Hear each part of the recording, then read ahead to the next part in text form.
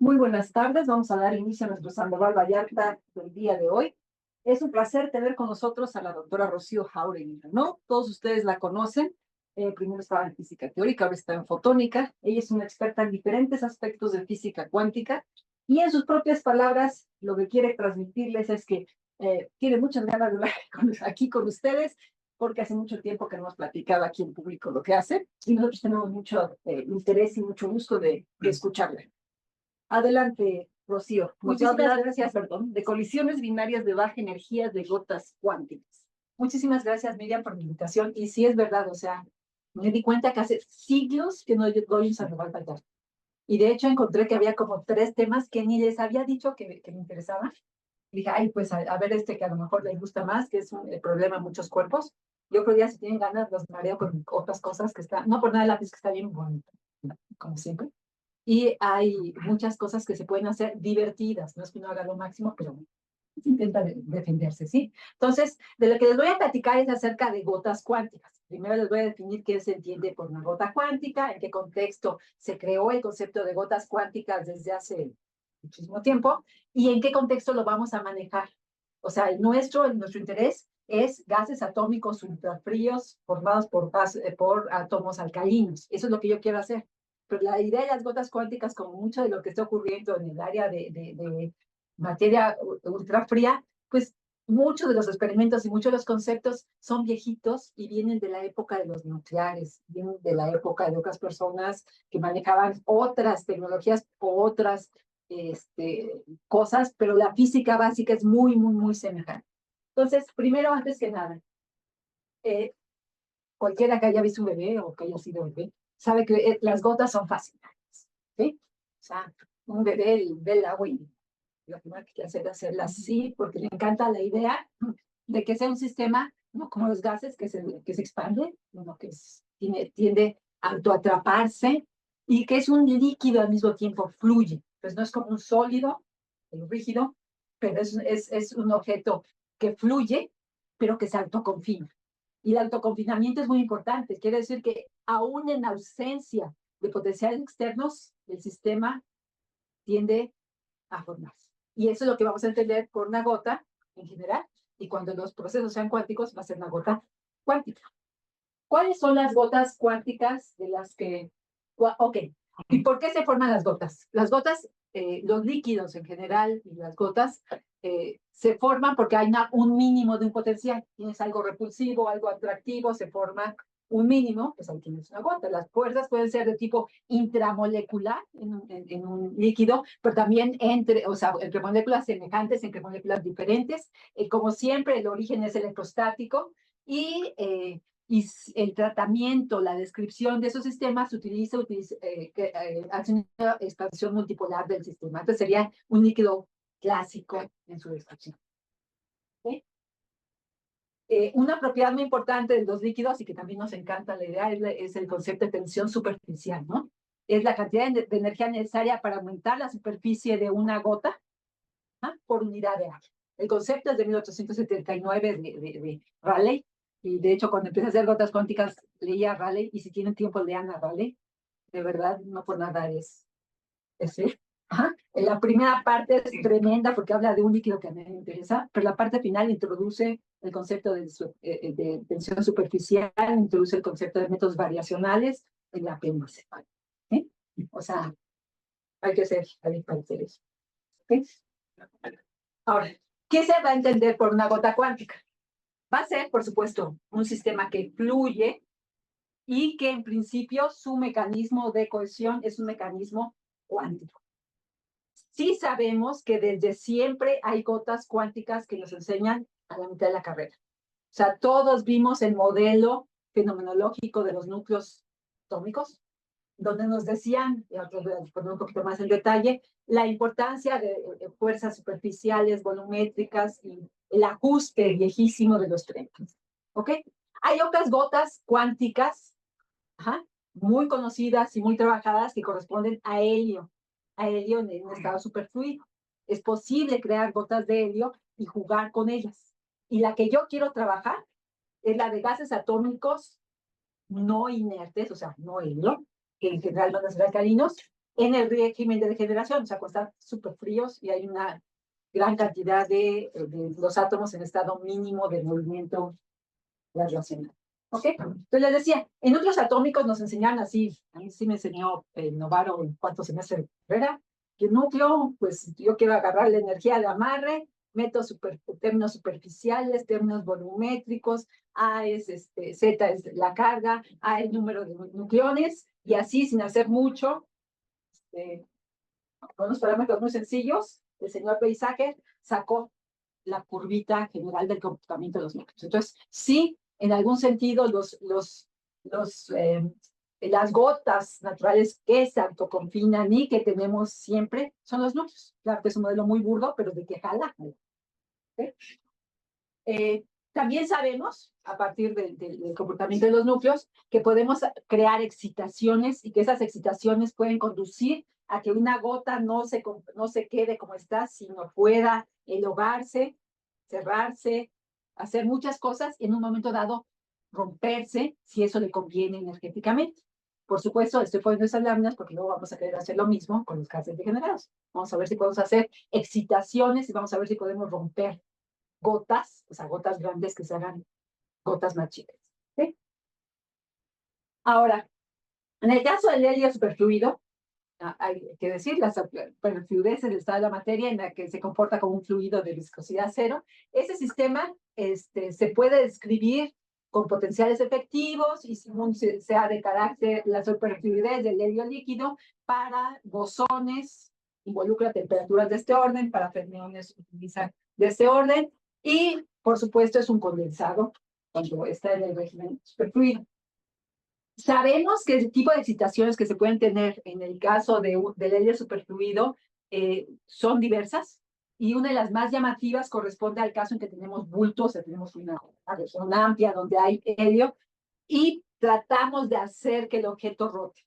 En ese caso, muchas veces el objeto prefiere hacer muchos vórtices energéticamente, a rotar o moverse, y esa es una de las cosas que quisiéramos entender si va a ocurrir también en el caso de gases atómicos ultrafríos. Entonces, nos interesa saber, uno, las propiedades generales, como la acreción superficial que puede tener una gota cuántica hecha de gases atómicos. Nos interesa conocer los mecanismos o en los cuales se puede formar la gota. Nos interesa conocer cómo se excita la gota, y en particular lo que les voy a hablar son de excitaciones debidas a colisiones. Por eso es el título de esta charla. Y en general, por supuesto, como siempre, los vórtices son bonitos, a ver si se forman vórtices. ¿Ok? Entonces, esa es la idea general de la charla, es tratar de ver si para estos otros sistemas se pueden copiar, se ven cosas semejantes. Esta lámina la pongo porque uno pensaría que el helio superfluido en forma de gotas no es interesante. Sin embargo, hay que decirlo que al día de hoy, a veces en una gota de helio superfluido inyectan átomos o moléculas y lo que hace el entorno es enfriarlas y eso permite hacer espectroscopía de alta precisión. Ojo, eso también lo copian la gente que hace gases ultrafríos. A veces pone un gas y le mete impurezas y se preocupa por el corrimiento de energía que puede tener por el entorno y puede preocuparse por el caso en que puede obtener mejores mediciones de la energía de los fotones que en una emisión si metes una impureza. Y eso está muy cerca de cosas que está haciendo alguien que yo conozco. ¿Okay? Entonces, sí, queremos hacer gotas cuánticas con un condensado de Bose-Einstein de átomos no inertes.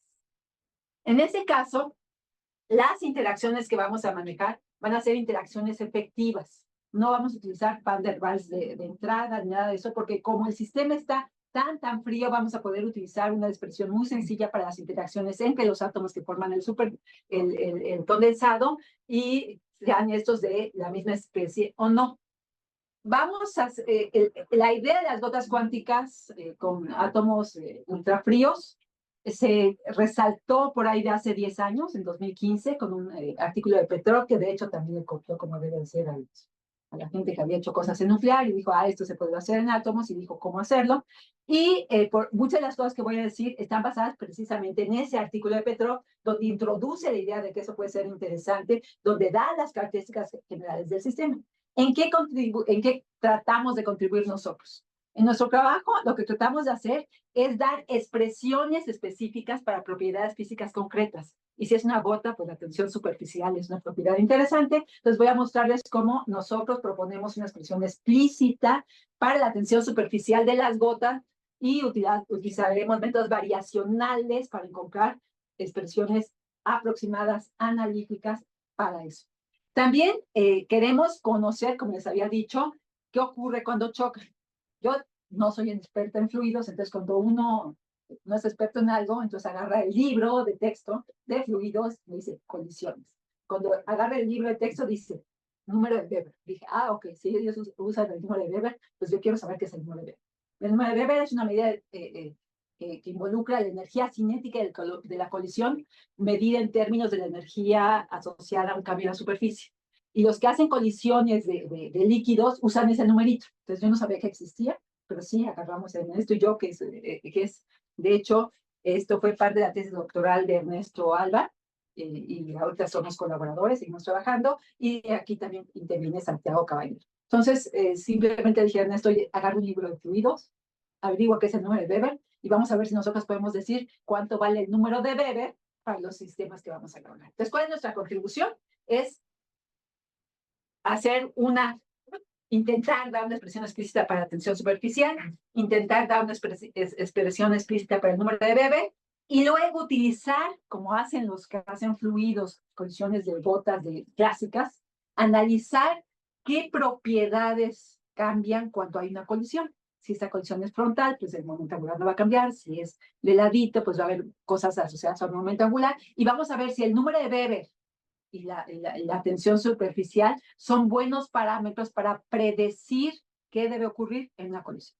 Entonces, ¿sí queda clarísimo? O sea, todo esto no es idea nuestra, ¿sí? Es viejita, y luego reciclada por alguien muy, muy bueno como es Petrov, que hizo un paper espectacular para escribir eso, y nosotros tratamos de hacer una contribución aquí, muy explícita. ¿Cómo es la tensión superficial? ¿Cuánto vale el número de Weber? Y si esos dos parámetros son importantes para entender la dinámica de gotas cuando chocan. ¿Ok? Insisto, esto fue parte de la tesis doctoral de Ernesto. Ernesto ahorita está en Polonia haciendo cálculos de átomos ultrafríos, y Santiago, pues seguimos colaborando. ¿Ok? Bueno, les recuerdo, para gases atómicos, la generación de los condensados lo que requiere es conseguir sistemas atómicos donde la longitud de onda de Broglie, de movimiento, sea mayor que la separación entre las partículas para que el objeto se comporte como un todo. Entonces lo que se hace es enfriar, porque así agranda la longitud de onda de Broglie, y los mecanismos de enfriamiento son primero Doppler, utilizar que el sistema por estarse en movimiento ve a la luz a una frecuencia mayor de la que viene, entonces le pueden hacer trampas y obligar a que el átomo se frene. Puedes utilizar también frenado magnético, puedes utilizar melasas ópticas y puedes utilizar enfriamiento evaporativo. Todo eso lo hace Jorge y Jackson en el laboratorio de ahí abajo, y entonces cuando tengan ganas de ver un condensado y ellos tengan la paciencia, se asoman y les va a decir, aquí está esto, aquí está esto, y aquí está esto, bien frío y condensado. ¿Ok? Sí, entonces se enfría y aquí lo sabemos así.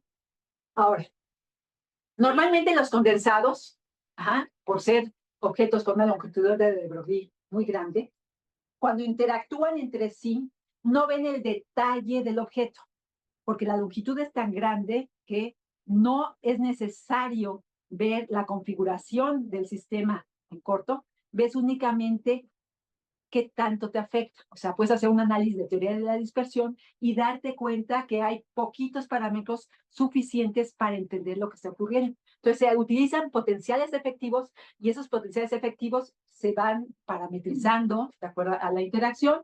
Y, ojo, es porque es una longitud de onda muy grande, no veo el detalle de los objetos que están chocando, entonces en vez de enterarme de todo el detalle, pues apenas si veo qué es lo que pasa. ¿Ok? Entonces, es lo que trata de ejemplificar ese dibujo.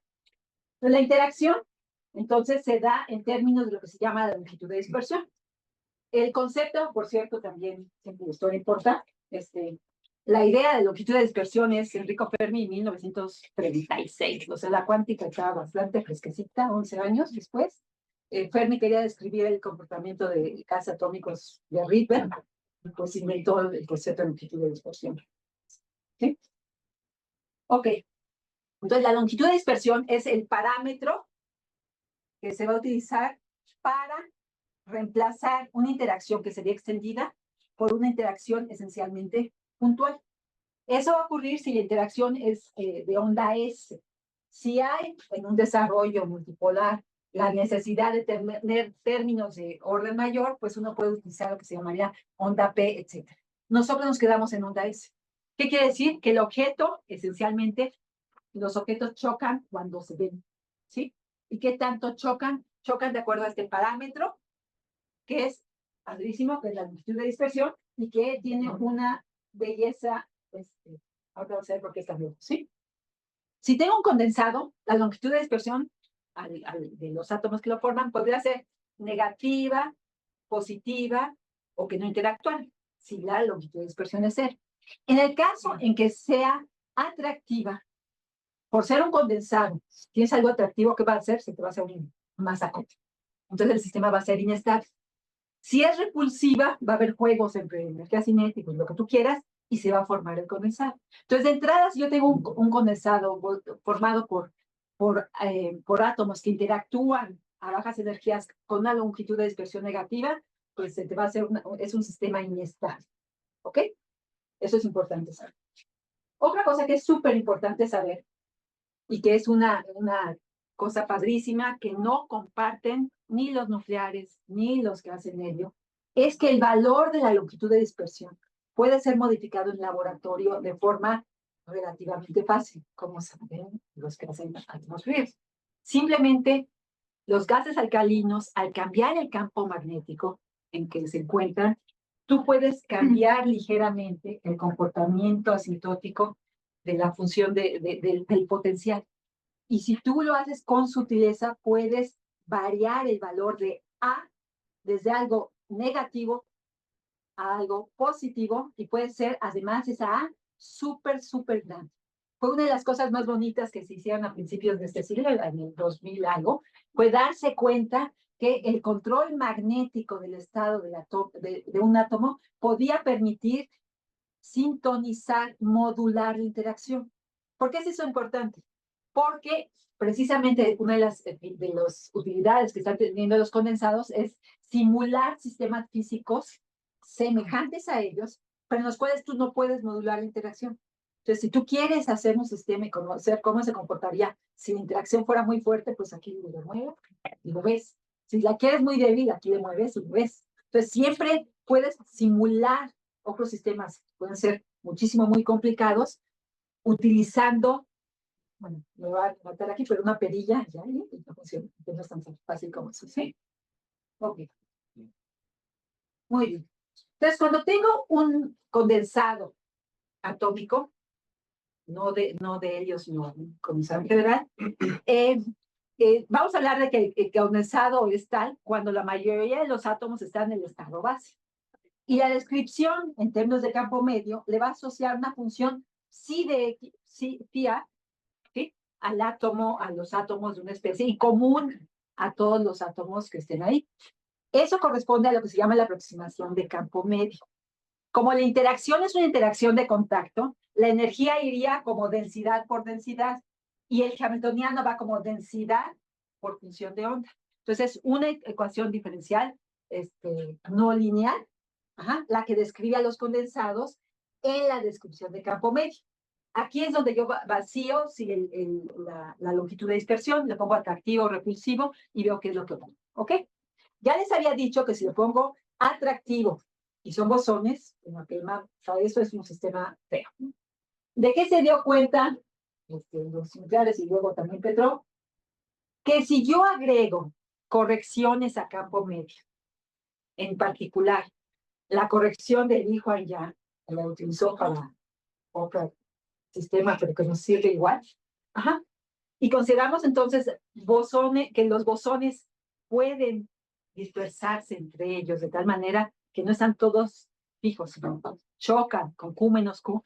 Puedo hacer una corrección a la función de onda y puedo escribir a la ecuación y puedo entonces agregar términos, donde esta corrección, dijo Yang, que va más allá de campo medio, introduce las fluctuaciones de que no todo está ahí fijo, sino están chocando entre ellos los átomos que están ahí. ¿Ok? En ese caso, yo puedo considerar, y lo vamos a hacer para las gotas, mezclar dos conjuntos de átomos, átomos en dos estados diferentes. Pueden ser átomos homonucleares, o sea, con el mismo núcleo, pero diferente estado electrónico, o pueden ser átomos con diferente núcleo, heteronucleares, y vamos a jugar, a interactuar entre ellos con longitudes de dispersión que yo le cambio, y agregar el término del Li Yang como el término que me va a dar origen a un mínimo. Aquí les pongo el dibujito. No, aquí les pongo la ecuación, ¿no?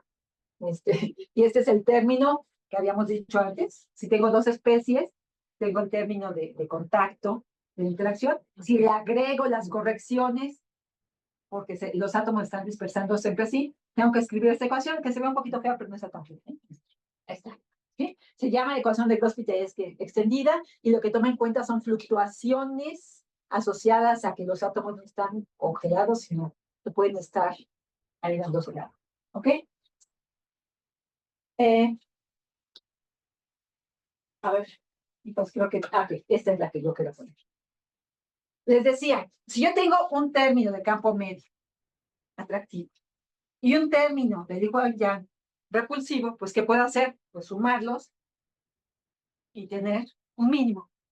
¿Qué ocurre en ese caso? Aunque yo no ponga un potencial externo, acá así no se hace en el laboratorio, pero así es, los átomos van a tratar de configurarse para formar un ente autocontenido, como en el caso de los líquidos. Aquí hay un mínimo. ¿Cuál es el origen de las interacciones? Entre los átomos vamos a pedirle que átomos de la misma especie, o sea, átomos de la misma especie, tener un término que sea atractivo y que en principio daría un apelmazamiento, al cual le agrego la corrección del Yang, y entonces tengo un mínimo. Y entonces puedo formar una bola. ¿Ok?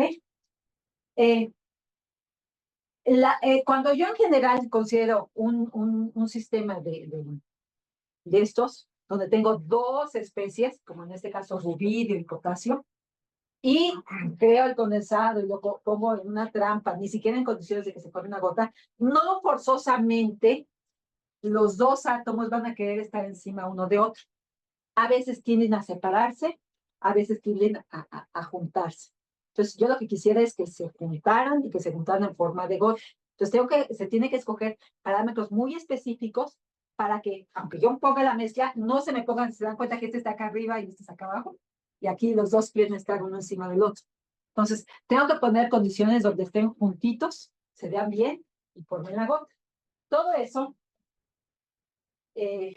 matemáticamente, se puede mostrar que requiere que la longitud de dispersión entre parejas, el acoplamiento entre diferentes especies, que es el que va a ser repulsivo, comparado con el acoplamiento entre las especies AA, BB, puede estar que esto sea menor que 0 para tener autoatrapamiento. Y además se optimiza el atrapamiento si el número de moléculas de átomos del tipo B y el número de moléculas del tipo A satisface esta relación. En ese caso van a querer estar una encima de la otra y se va a poder formar la cosa. Todo esto son ecuaciones que mostró otra vez en un momento dado. Sí, sí, Rocío, tengo una pregunta. En estos pares que estás utilizando para poner el término explosivo, sí, ¿ese es solo entre pares? Con momento ahí pusiste Q menos Q. Es selectivo, no es entre todos. Ajá, o sea, las fluctuaciones podrían ser de muchos tipos. El Li Yang lo que hace es considerar primero el condensado, el que sea, no está pensando en gas acuosos en general, está pensando en un condensado que no está tan frío como para no tener fluctuaciones. Entonces, a pares esperas que, que sea lo suficientemente poco denso para que sea binario y no haya efectos de los tres cuerpos, y piensa que a pares se dispersan con Q menos Q. Sí, esa es la propuesta.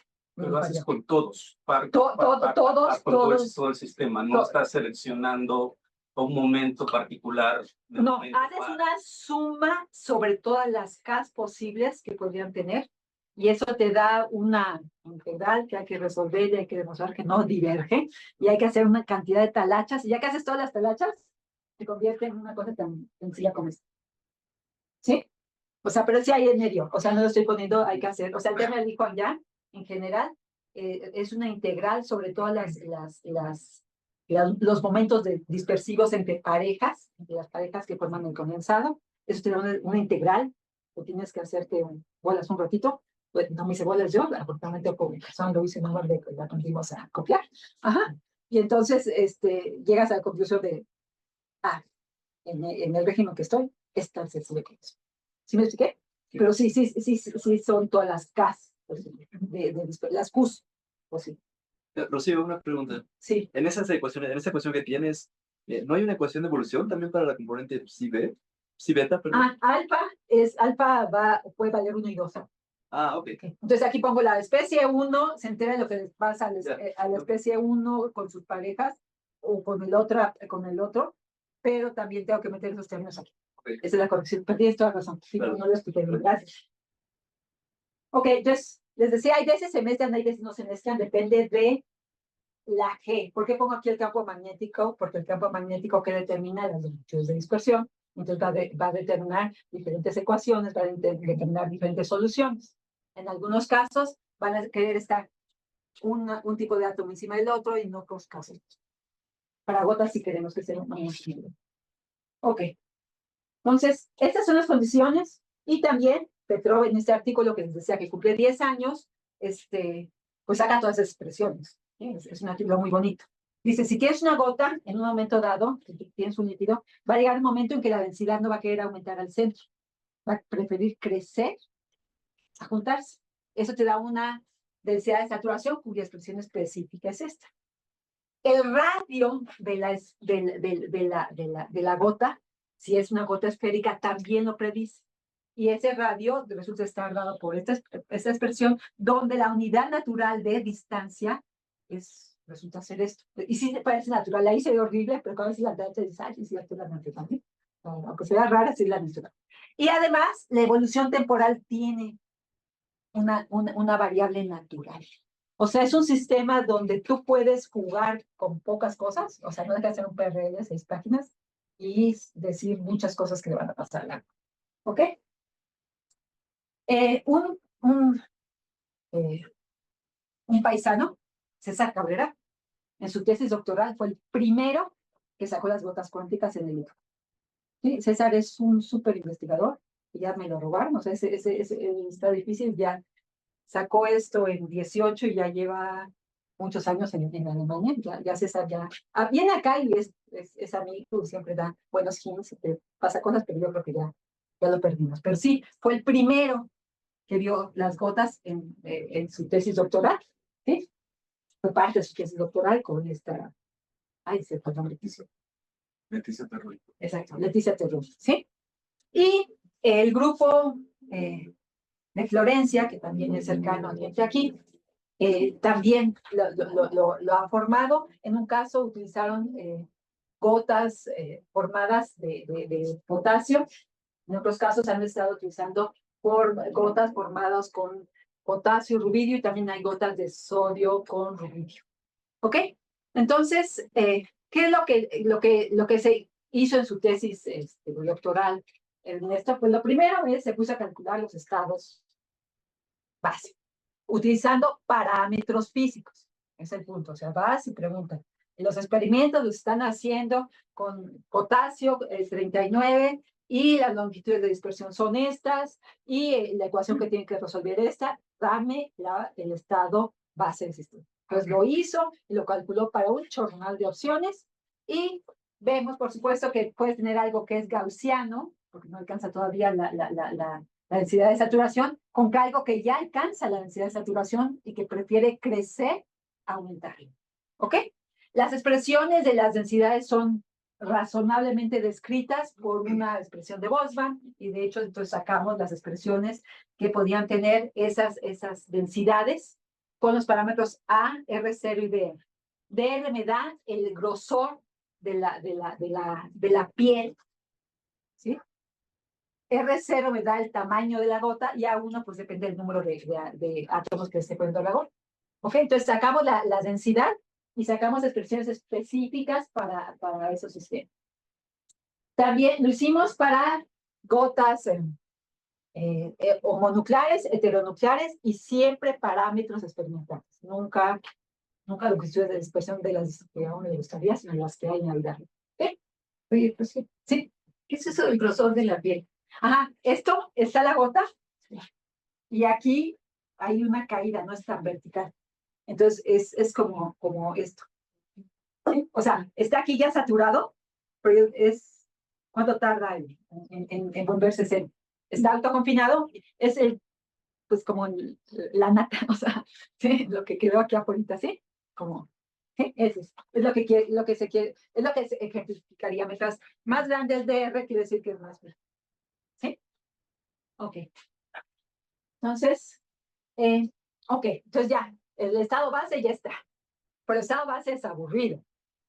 Lo sacas y luego vas con él, ¿no? Lo que necesitas saber es cómo lo vas a excitar, a semejanza de lo que está ocurriendo copiándole a los nucleares o a la vida, ¿sí? Uno sabe que son muy importantes las excitaciones y no tenemos que inventar formalismos porque afortunadamente existió un señor Bogolyubov que nos enseñó cómo se hacía.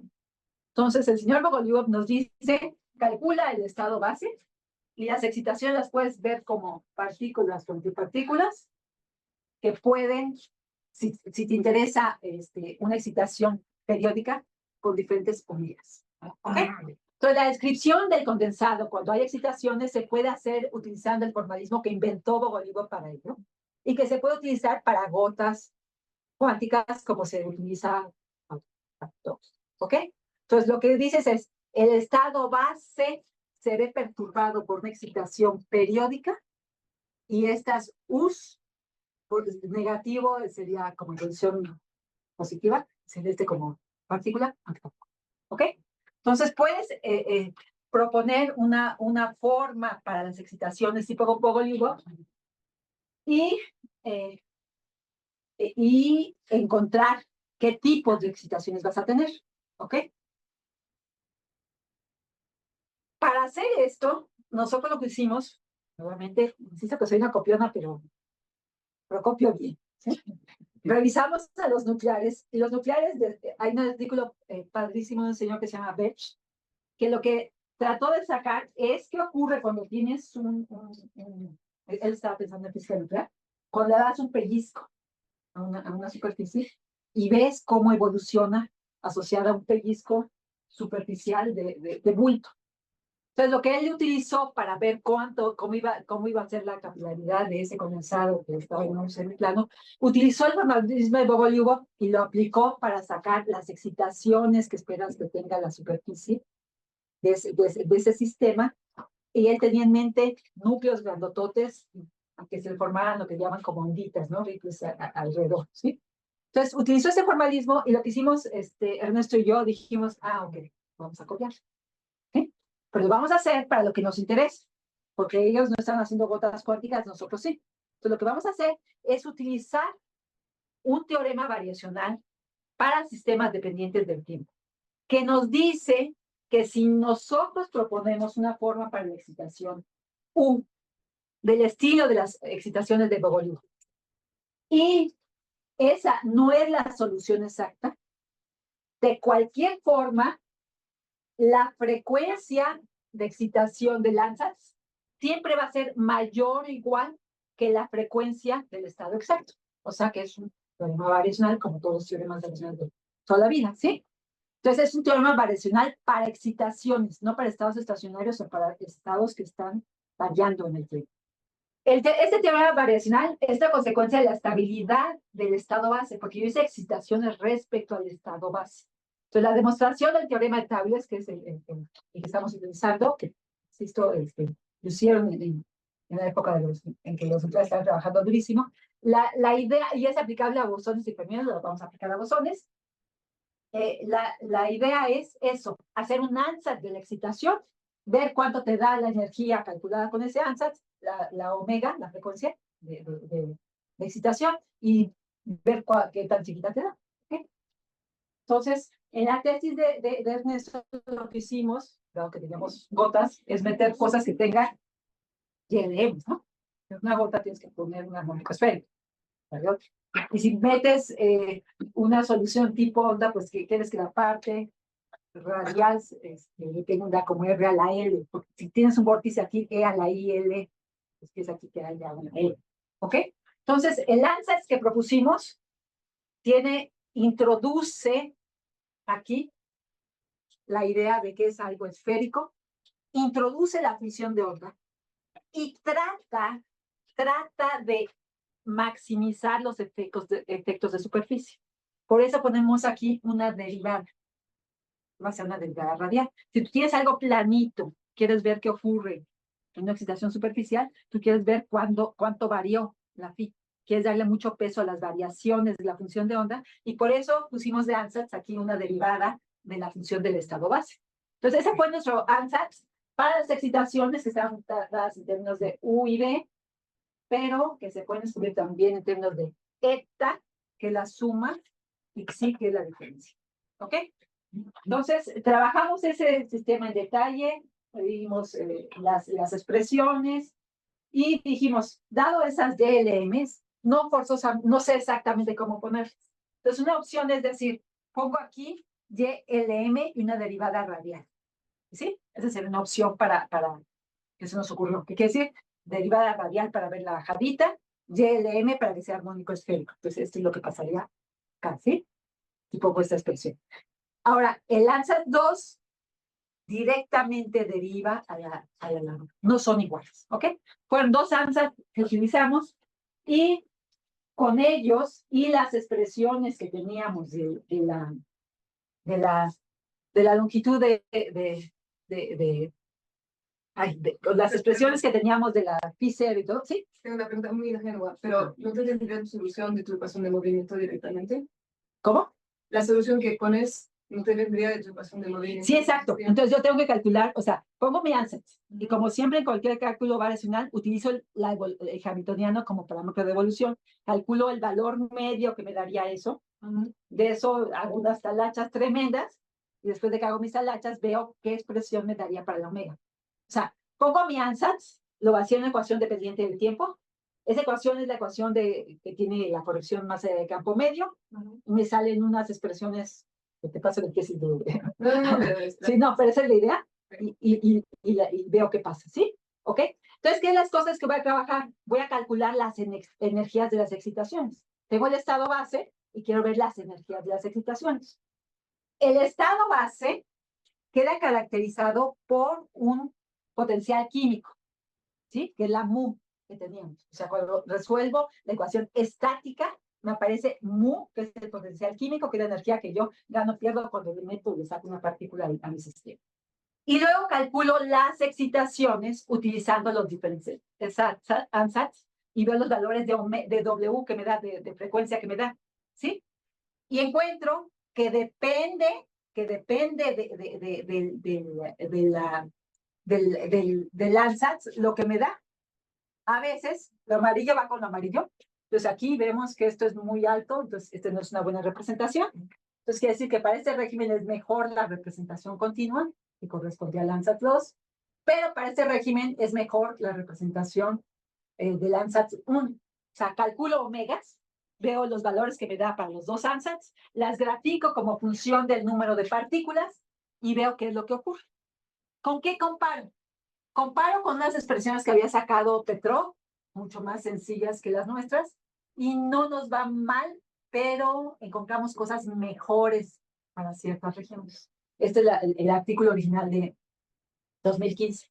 También comparamos con algo que no les voy a platicar ahorita, porque es demasiado, con cálculos hechos con Monte Carlo, en el cual en vez de utilizar un potencial efectivo basado en longitudes de dispersión, utilizas interacciones específicas entre los átomos, que es mucho más tosco, pero no es efectivo, es directo.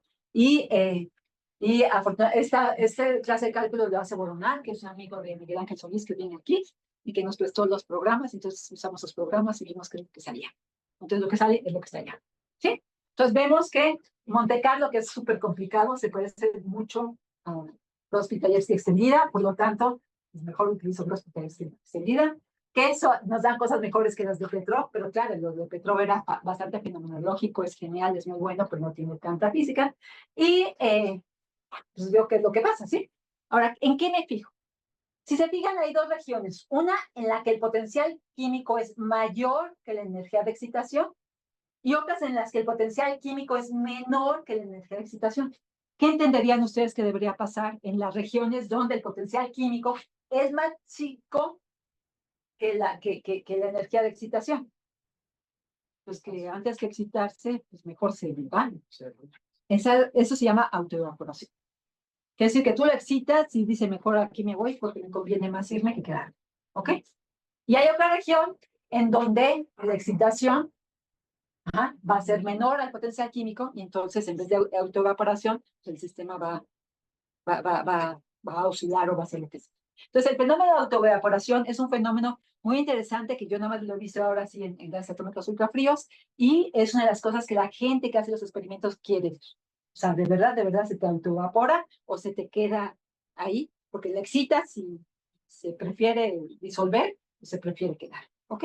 Hicimos cálculos acerca de la autoevaporación, cuánto tiempo tardaba, qué es lo que pasaba y pues la verdad es que las gotas no vienen tanto, viven de orden de 10 milisegundos cuando nos va bien.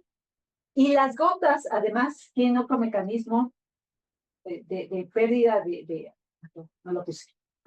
Tiene otro mecanismo de autodestrucción. Las colisiones de tres cuerpos pueden hacer que un átomo, cuando checa con otro átomo, le guste más que se vayan juntos, deja de estar en el estado original y te escapa. Entonces hay dos mecanismos que hacen que la gota no viva eternamente. Uno, la autoevaporación, que quiere decir que lo estás excitando con energía mayor que el potencial químico, lo cual ocurre fácilmente en el régimen compresible cuando estás por acá, ¿sí?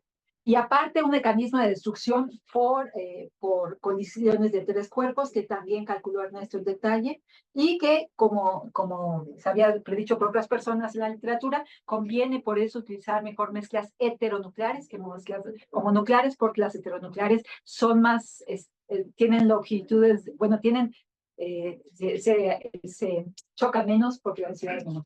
¿Sí? Entonces, duran mucho más. ¿Cuál es la escala de la excitación? El parámetro de escala de la intensidad de la excitación. Es que todo esto ya está en las unidades naturales. O sea, ¿quieres que te diga? O sea, ¿cómo lo estamos reportando? Ahí tienes T, o sea, el inverso de esto, eso.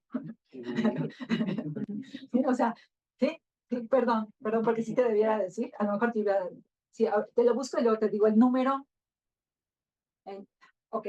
Sí, porque debe haber un régimen que es destructivo, nada más simplemente de la excitación por la intensidad, más que por, por eso. La interacción. Exactamente por eso. Entonces, cuando se excita demasiado sale, y de hecho, precisamente para responder tu pregunta, en la tesis de Ernesto lo compara con la H barra omega que tú necesitarías para tener el sistema confinado. Entonces lo mide en H barras omegas. Pero como en realidad aquí no hay confinamiento, yo no quería meter ese ruido porque es como una variable como fantasma, ¿no? ¿Sí se entiende la idea? Sí. Ok. Rocío, el inverso de esa tau que pusiste es la frecuencia de la excitación. No, las excitaciones, como siempre, tienes un conjunto de excitaciones que puedes tener. Las excitaciones que estoy pintando aquí corresponden a una excitación con L igual a 2, a 3, a 4, a lo que sea. ¿Sí? Entonces tú calculas la energía de excitación, la omega de Q, y la pegas ahí, así como vamos. ¿Sí? Y son múltiples. Ok. Entonces, una vez que tienes, que sabes excitar al sistema, pues te preguntas, como hizo Lorale de 1879, ¿cómo sería la tensión superficial? Dado que ya pudimos sacar buenas aproximaciones, creemos que son buenas aproximaciones para las excitaciones, porque pusimos un ansatz, También podemos calcular entonces la tensión superficial como la energía necesaria para cambiar la superficie. Y como teníamos expresiones explícitas para las densidades, puedo sacar todas estas expresiones y puedo decir analíticamente cuánto debería valer la tensión superficial. Puse dos ansatz. Uno era bueno en la región en la que todavía es compresible el sistema, quiere decir que todavía no alcanza la densidad de saturación. Y otra donde ya alcanza la densidad de saturación, que ya el sistema es incompresible. Y esas son expresiones explícitas nuestras, de nuestra propia propiedad, acerca de la tensión superficial. Ajá. Y lo hicimos, como decía Rayleigh, usando un método variacional. Estas expresiones, por cierto, son curiosas. En el régimen compresible, resulta que sacamos excitaciones con esta dependencia en L. En el régimen incompresible, sacamos excitaciones que van como L por L menos 1, 2L más 1. Curiosamente, la gente que hace física nuclear y trataba de sacar la tensión superficial de un núcleo, le salía 2L más 1, que es como aquí. Mientras que a la Rayleigh es L más 2. Si se fijan además, la L igual a 1 no da tensión superficial. ¿Y por qué? Porque L igual a 1 es agarrar la gota, moverla de aquí para acá. Es una traslación y por lo tanto pues no es una excitación superficial. Entonces, esas son nuestras expresiones de la tensión superficial y ya la avanzamos entonces un poquito al sistema. Después de eso queríamos hacer las gotas chocar.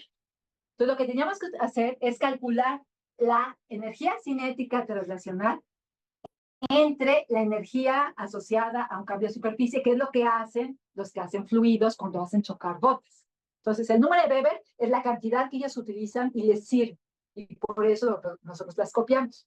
Ya conocemos la expresión de la tensión superficial y la energía traslacional, pues escribimos la función de onda, ya vemos que en la fase le damos un kick y podemos calcular la energía traslacional de las gotas y calcular el número de Weber. ¿Ok? Entonces, ¿qué vamos a hacer? Lo que vamos a hacer es considerar gotas, aquí están separadas, ¿sí? A las cuales yo permitir que choquen. Me voy a preguntar qué les pasa después de que chocan. Y me voy a preguntar si yo puedo decir qué debe pasarle a las gotas según el número de dB, según el parámetro de impacto, que va a ser una propiedad importante, por supuesto, también, y según la tensión superficial que yo saque. Entonces, ¿qué hizo Ernesto? Pues sacó un chorronal de colisión, un chorronal de cosas, y se preguntó qué efectos podría ocurrir. O sea, aquí llegan, chocan y se quedan pegaditas. ¿Cuál es? Aquí llegan, chocan y se quedan pegaditas. Es todo eso lo que puede ocurrir. Y en el Inter, hacen así, así. ¿Okay? Entonces, la pregunta es, ¿qué le pasa a la gota a diferentes opciones de colisiones? Los experimentos que se han hecho son muy pocos porque las gotas viven muy poco y hay experimentos que hacen eso. Crean gotas cuánticas en un doble pozo y luego lo que hacen es le bajan al mismo y por gravedad bajan y chocan. Es muy bonito. ¿Sí? Doble pozo, le bajo al pozo, los dejo que choque, me pregunto qué les pasó después. ¿Coalescen o se quedan separados? ¿Okay? Les voy a mostrar una porque digo, a mí me pareció bonito, espero que ustedes también. Les voy a mostrar una de las películas de la que hace cosas que hacían esto. Ahí está. ¿Sí están viendo? Más grande. Se alocan. Se va. Está bonito, ¿no? La verdad. ¿Sí? ¿Y qué es lo que hace el pobre Ernesto? Echarse miles de estas y luego decir, chocó, se pegó, no se pegó, ¿qué le pasó? ¿Ok?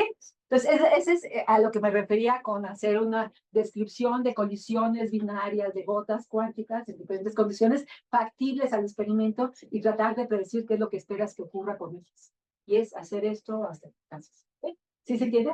¿Qué es lo que se lleva la energía de amarre? Tú le das una energía de colisión. Sí. Entonces, como hay efectos de autoevaporación, solito se puede querer desaparecer. Si estás en el régimen de autoevaporación, además por excitarse, también se va a querer desaparecer. ¿sí? Entonces, vas a tener una nube, además, que va a dejar de estar cerca de sus vecinos. La interacción es una interacción de contacto. Entonces, si se te alejan demasiado, pues a lo mejor se te va mejor porque ya no quieres regresar. Entonces, ¿cómo se disipa la energía? Pues en todas las formas. ¿Ok? Entonces, eso es un ejemplo típico. ¿Sí? Sí, y ahí la velocidad con la que se acercan está en la fase de la función de onda.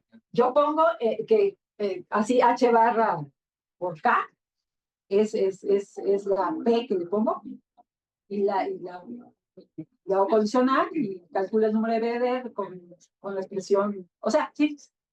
Sí. Ok. Rocío, en esa animación se forma como una tercera gotita, o sea, Ese es un ejemplo. O sea, hay muchas opciones, pero en esta opción pero ahí llega, se pega y hay una inestabilidad capilar que hace que le convenga más ser 3 que ser 2. Y así se predice. Y, o sea, nada más, pues nada más, o sea, lo corres y sale y dice, qué bueno. Pero no siempre ocurre. Hay veces se quedan pegadas, como te enseñé hace rato, y a veces, ¿no? O sea, hay muchas opciones. ¿Sí? Pero ahí le combino más en términos de tensión superficial, todo eso que está ahí, ¿no? Le combino más, lo hacen 3. ¿Sí? Entonces, esa es la clase de cosas que calculó Ernesto en la tesis, tratando de imitar lo que está ocurriendo aquí, ¿no? De escribir bien. Siempre son frontales las colisiones. Las que les estoy mostrando ahorita, en su tesis, fueron cabeceras frontales, y luego ya que terminó la tesis, hemos hecho con preguntas de impacto. Y eso es lo que les voy a platicar muy cortito, porque ya se está yendo el tiempo. ¿Sí? Entonces, sí. Este es el diagrama, o sea, que sacó, dependiendo del número de Weber, qué es lo que tenía que ocurrir, o sea, en diferentes regiones. ¿Cuál esencia? Que se diluyan en medio, cosas así, ¿sí? Diagramas de fase, ¿qué le dirías al experimental que haga? ¿Ok? Entonces, por supuesto, como decía Carlos, hay cosas que se desaparecen. ¿Por qué? Porque lo excité de más, porque sacaste la región donde podía interactuar, y además porque hay colisiones de 3 cuerpos. Y todas esas las cuantificamos en detalle, o sea, ahí están los cálculos, y vimos cuánto era cada uno. ¿Sí? Ahora, colisiones no frontales. Las colisiones no frontales, que es lo que les voy a platicar en estos últimos 5 minutos, lo hicimos en 2 etapas. Primero, pusimos energías de colisión muy pequeñas. Y para energías de colisión muy pequeñas, utilizamos los conceptos de mecánica cuántica. Calculamos la gota, la dejamos chocar, ponemos el momento angular inicial, calculado como L igual a R cruz P, y que si están fuera de, o sea, si hay una B, pues hay un momento diferente de cero de entrada. Calculamos para el estado base, utilizamos las expresiones estándar para calcular los momentos de inercia, el estado base primero, ¿ok?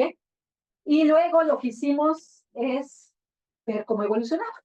Entonces, por ejemplo, aquí está el tensor de inercia del sistema como el vector del momento angular, y el tensor de inercia te mide la deformación.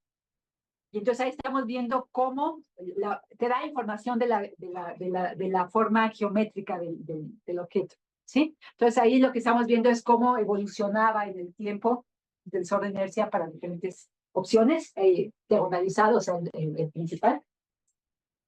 Y calculamos para gotas heteronucleares cuándo se quedaba una gota encima de la otra por la miscibilidad y cuándo se separaban, y para eso utilizamos la fidelidad como medida de esta cantidad. Y nuevamente Ernesto se echó una cantidad industrial de cálculos, y en esta opción no hay formación de vórtices, son colisiones con energías muy pequeñas. No quiere decir que sean aburridas, porque lo cierto es que de todas formas el sistema tiene una dinámica muy bonita y muy interesante. Cuando aumentamos cuando aumentamos la energía de colisión, empezamos a ver la formación de un vórtice. Les recuerdo, un vórtice es una singularidad de fase, ¿ok? Entonces, yo tengo mis funciones de onda dependientes del tiempo, y si en un momento dado tienen una región donde la fase no está definida y alrededor da una vuelta de 2pi o 2n veces pi, tengo un vórtice. Entonces, si estoy viendo las funciones de onda en función del tiempo, tengo la función y tengo Por lo tanto, módulo y fase, y por lo tanto puedo calcular bien la posibilidad de que se forme un vórtice. Es importante resaltar que en laboratorio, con gotas cuánticas, no se han observado en 3 dimensiones vórtices. Y nuestro trabajo es el primer trabajo que predice que las colisiones sean un mecanismo para formar vórtices. Otros trabajos lo que hacen es considerar una gota apachurrada y luego le meten a mano vorticidad, utilizando más estructurado lo que quieras, le metes hoyitos y ves cómo evoluciona. En el caso de un sistema tridimensional, hay predicciones para helio 4, pero no hay observaciones directas de vorticidades. Y los motivos son básicamente que tú necesitas que el vórtice quepa. Entonces necesitas ciertos tamaños de la gota, porque si no el vórtice no va a caber. Y además los vórtices, estos que plantean en el primer laboratorio, lo ponen como si lo hicieran al centro. Y en colisiones, pues quién sabe dónde se ponen. Entonces, en los últimos ratos, lo que hicimos es buscar precisamente en qué condiciones se podían observar los vórtices y caracterizarlos teóricamente. Entonces, ¿qué clase de cosas hacemos? Teníamos dibujos de densidades. Ahora no me basta con densidades. ¿Qué tengo que poner? Densidades y fases. Y además de poner densidades, tengo que preguntarme cómo responde cada una de las especies. Por ejemplo, aquí tengo rubidio y potasio. Ambos venían chocando, ahorita les pongo la película, venían chocando, ¿sí? Y pues empezaron a hacer cosas. Uno de ellos no formó vórtices, que es el de acá, y otro sí. Y resulta que sí, en bulto ocurre que la especie más pesada, cuando hay algo heteronuclear, es la que forma vórtices, y la más ligera no. Entonces sí nos está saliendo bien. ¿Ok? Pero son las mismas condiciones iniciales para los dos. O sea, te pongo ahorita una simulación. Ajá, sí, es una gota inicial. Entonces, inicialmente tú tienes una gota. A ver si aquí está. Aquí está. Nuevamente, tienes 2 gotas. Chocan. Porque tienen una fase de que van a chocar, por eso tú lo ves como líneas rectas, ¿no? Y luego cuando chocan, están unos encima del otro. Pero aquí estoy graficando lo que le ocurre al potasio y lo que le ocurre al rubidio. ¿Ok? Entonces empiezan en las gotas, chocan, giran y de pura densidad uno pensaría que les pasó lo mismo. Y no, el diagrama en fases es muchísimo, muy diferente. Tú puedes ver las densidades muy parecidas, se ve como rubidio y está uno encima del otro. Sin embargo, las fases son muy diferentes. Uno adquiere vórtices y eso lo podemos ver sacando las corrientes, las gotas, ¿sí? Y ver que uno tiene y el otro no. Entonces, esa es la clase de cosas en la que estamos trabajando ahorita en un paper. Pues una serie eterna, porque llevamos un rato con esto, pero pues es utilizar diferentes opciones y ver cuándo hay vórtices y cuándo no hay vórtices y predecir, en último caso, la posibilidad de que los veas en tiempos reales antes de que se te evapore o se destruya. ¿Ok? Y sí, no son todas las soluciones iguales, aquí son nada más unos ejemplitos. Y una cosa importante es que siempre que se forma un vórtice, se forma como en la atmósfera, en la orillita, ¿sí? No hay tendencia a formarse al centro, sino están en la orillita, ¿ok? Como en la atmósfera, como si es donde se hizo una turbulencia por chocar, ¿ok? Pues... En esta condición, ¿qué es lo que se conserva? Se debe conservar el momento angular total. Entonces la condición empezó con una L y debe conservarse. Sin embargo, la L no tiene que distribuirse, bueno, luego te enseño las gráficas, el momento angular, la densidad de momento angular, no se distribuye uniformemente. Y se queda, el rubidio normalmente cuando aparecen vórtices, se queda con más y el otro pierde. Entonces se conserva el total, pero la distribución entre rubidio y potasio no es equitativa. El rubidio se lo come. ¿La energía? La energía en principio, hasta cuando metas las pérdidas por 3 cuerpos, si metas una cosa disipativa, pues ya no. Pero matemáticamente, cuando no ponga disipación por pérdidas de 3 cuerpos, se conserva el mismo. ¿Y la formación del vórtice tiene alguna dependencia con el grosor de la piel? Resulta que para estas gotas, una cosa que no les dije, pero que pasó, es que resultaba que el grosor de la piel valía siempre 0.52 veces la unidad natural. Y le cambiamos la N y siempre a 0.53. O sea, casi no cambia el grosor de la piel en el régimen incompresible. Sí, en el compresible. Ok, entonces, ya para terminar y no hacerlo. Pues entonces, estamos viendo perspectivas, ¿ok? Desde antes que se fuera Ernesto, estábamos trabajando, pero no lo hemos acabado, en una opción diferente, que es lo que se llama burbujas cuánticas. Es una opción donde hay visibilidad y se te queda una especie aquí rodeada por la otra. Entonces estamos trabajando en la descripción de burbujas cuánticas, que corresponde a gases degenerados donde una parte se queda en forma de burbujita y la otra se pone a su alrededor. ¿Ok? Y la otra cosa que queremos trabajar, porque salió un perro ahí en mi evento que acaban de hacer, es meter esas gotas, los meten en jazz de onda y analizan los efectos capilares. Entonces queremos ver si nosotros somos capaces de describir lo que nos sacaron. Y sería todo lo que tenemos que trabajar.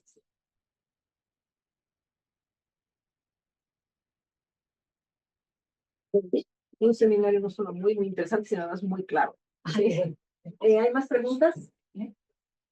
Sí, ¿Cuál es la razón del exponencial 3 medios de ese término de interacción de los dos fluidos? te decía hasta las chitas para que las veas. El 3 medios tiene que ver con que empezaste con, antes era ro por ro, ahora es ro por ro por ro, esto es ro a la sexta, entonces te quedan así, te aparece, empiezan a hacer 5 medios. A la hora que ves. Entonces, la energía se conserva siempre, no hay transiciones cuánticas, como un átomo que salta de un estado estacionario a otro. En este caso, yo no estoy viendo excitaciones instantáneas, saltos cuánticos. Aquí estoy viendo excitaciones inducidas suavemente por colisión. ¿Sí? Rocío, una pregunta. Si, por ejemplo, para el caso de gotas frontales, pues la fase no resulta relevante, ¿no? Ajá. Entonces, para este caso de colisiones frontales, ¿cómo se comparan los resultados que ustedes tienen de gotas cuánticas con gotas clásicas hidrodinámicas? Digamos, ¿son muy parecidas o cuál sería la diferencia en ese caso con las gotas cuánticas? Y en el caso, pues en el otro me imagino, digo, los vórtices y la fase ya es una diferencia importante. No, lo que pasa es que aún para colisiones frontales, precisamente las colisiones de gotas en clásicos son muy dependientes de la composición del sistema. Entonces, si tú me dices, vas a usar y se parece al tuyo, lo puedo checar, pero no te puedo decir algo universal. Ya. Entonces, dentro de porque acuérdate que aquí la longitud de dispersión y demás es como universal, te da la información del sistema. Pero cuando tienes una gota clásica, sí es útil el concepto de tensión superficial, sí es útil el tema de parámetro de Weber. Ambos tienen información cuántica del sistema en algún sentido, pero la interacción es universal, es dada por la longitud de dispersión, mientras que nosotros hay Van der Waals y que quiero de buen vecino, que es un poco más complicado. Aunque sí. Para mostrar el comportamiento, ¿no sería más natural graficar o hacer como un diagrama de fases en el que tengas número de Weber y parámetro de impacto y zonas en las que hay coalescencia en lugar de los dos valores de Weber? Claro, y eso lo tengo en una tablita que no les enseño. Tienes todo, hay aquí. ¿Más preguntas? Si no hay más preguntas, muchísimas gracias, Rocío.